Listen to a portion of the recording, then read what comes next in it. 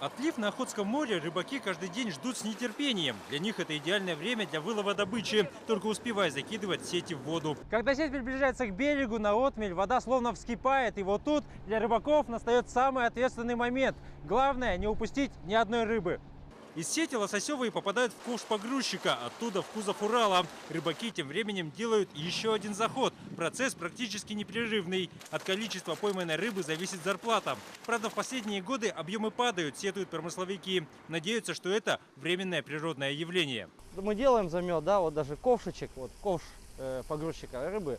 Ну это маловато. Это маловато. Желательно, конечно, хотя бы 3-4, чтобы хотя бы замет сразу на машину был. Рыбалка для жителей Охотска и близлежащих поселков – образ жизни. Все рабочее время, пока идет путина, добытчики проводят по пояс в воде. Сам процесс неизменен на протяжении сотен лет. Совершенствуется лишь орудие труда. 20-25 лет назад.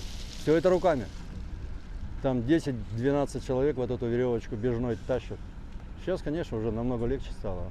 Высокая степень автоматизации помогает и на рыбзаводе. Здесь перерабатывают добычу. В ход идет практически все – мясо, молоки, икра. На выходе полуфабрикаты. Замороженная продукция, которая морем отправляется в Хабаровск и Владивосток. Альтернативных путей нет, говорят в руководстве рыболовецкого колхоза. И сожалеют, что нет надежной связи с соседним регионом – Якутией. Сюда у нас же кроме авиатранспорта вообще никто ничего не ходит. Если был автомобильный хотя бы, то люди бы могли бы приезжать сюда и выезжать отсюда.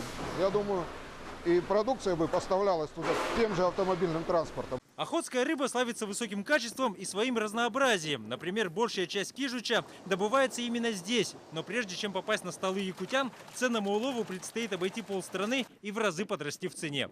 Дмитрий Макаров, Владимир Ермаков, Вести. Охотский район Хабаровского края.